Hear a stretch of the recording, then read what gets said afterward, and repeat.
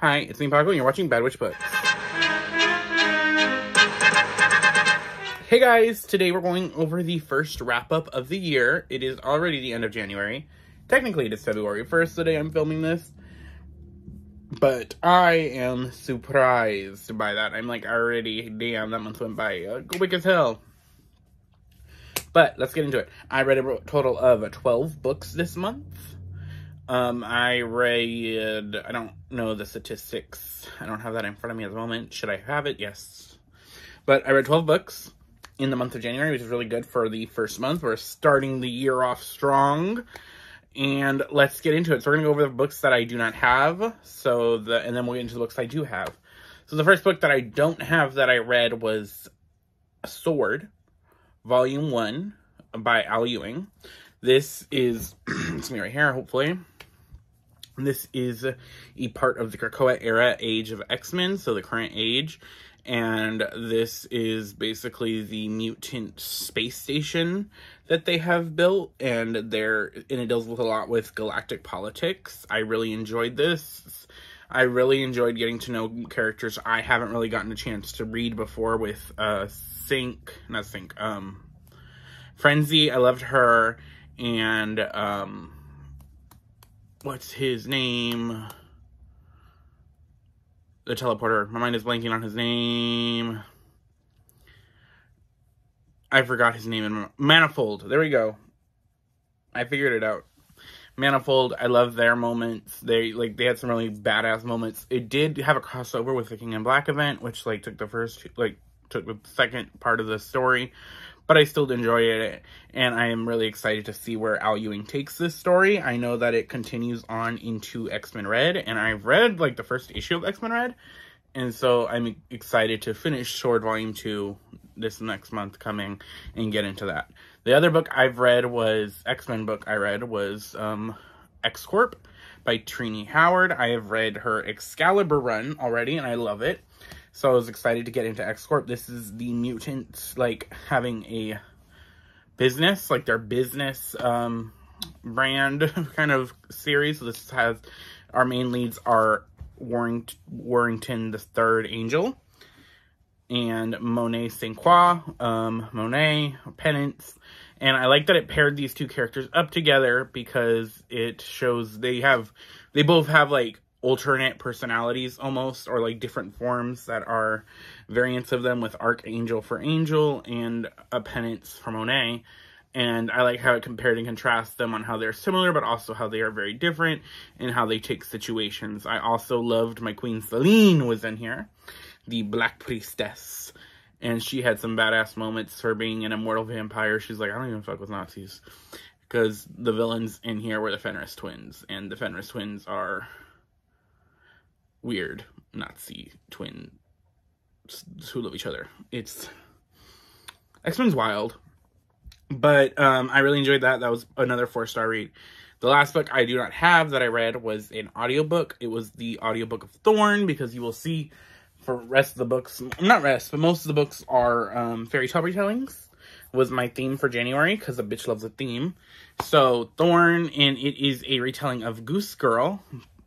And it is about a princess, who she is betrothed to this prince of a neighboring kingdom, and she is sent.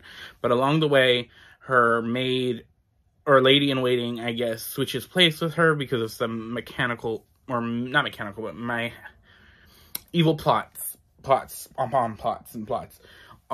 through where they switch places, and they get to the castle, and she can't speak about what happened to her. I really enjoyed it. Got very dark in certain portions, which I wasn't expecting. And the audiobook was really good. I will continue on with the series. This is going to count for the first book, for the book roast. She has a year-long challenge where it's there's a prompt for each month. And this counts for January's prompt, which my thing was to pick a book. Not pick a book. A book that starts a series. And so Thorn is the first book of a trilogy. So yes. That is all the books I do not own. So now we will get into the books that I do own. So the next book I have here is, so they're not fairy tale retellings, but I read Superman, Son of Kal-El, Volume 1, The Truth,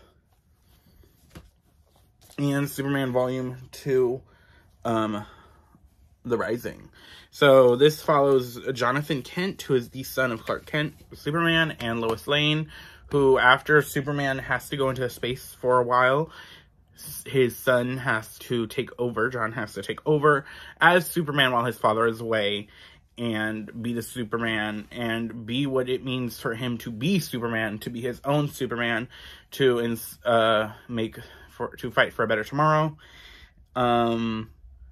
And it does show, like, a new generation, how they would be Superman, because he's not only is he, like, fighting crime, but he also is, like, trying to stop climate change. He is also trying to stop, like,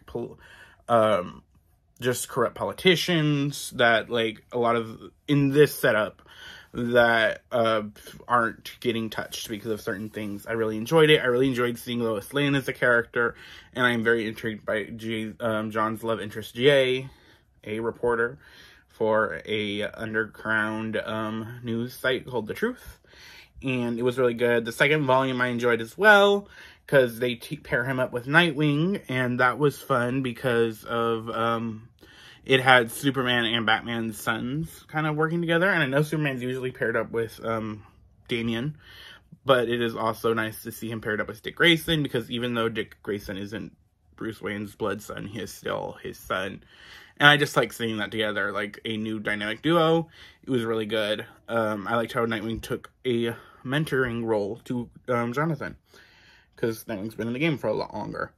And, like, fun fact, Nightwing got his code name Nightwing from Superman. So that's fun. So, really enjoyed those. Those were both 4 stars. I'm excited to continue on with the series. The next book I'm going to talk about will be, I'm not going to really talk much about it. I'm just going to show it up.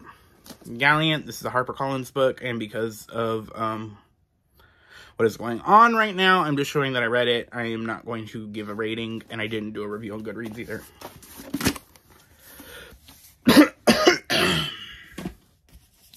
Next book I read was If the Shoe Fits.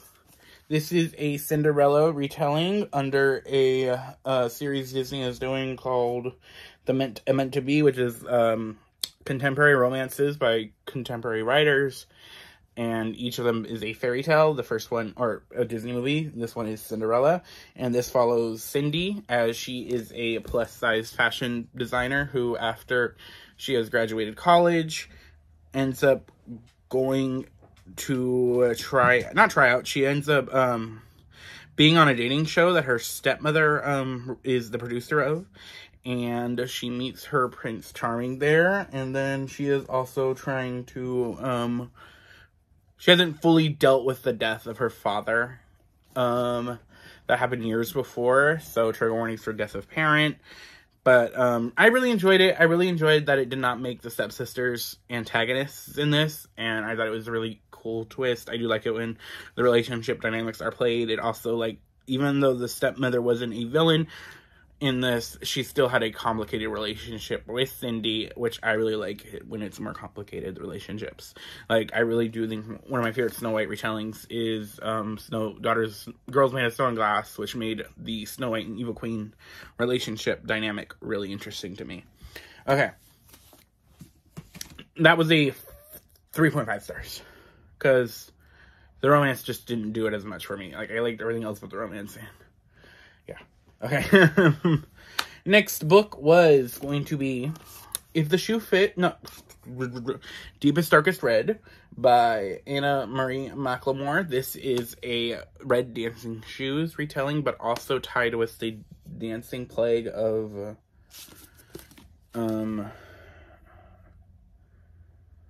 the dancing plague of Strasbourg. That is a mysterious illness that caused everybody to start dancing in the 1800s. And it deals with 2 girls of color who are affected by this. And I enjoyed this. I think her writing style was really good. I thought she did, I don't know the pronouns of the author. But I thought their writing style was, like, really great. Why is my nose acting up? Okay. But I thought the writing style was really great. I love the ways that 2 characters were able to bond over their differences their cultural differences and how their cultural differences made them othered from their school and their lives in the community they were in. So I really enjoyed that. I thought that the, like, writing was excellent. I just didn't care enough, I guess, about it. I couldn't care about the characters. I'm a big character person. And so I gave it 3 stars. The next book I read was The Assassin's Blade by Sarah J. Maas. This is a fake crate cover. Beautiful. Love you, Sam.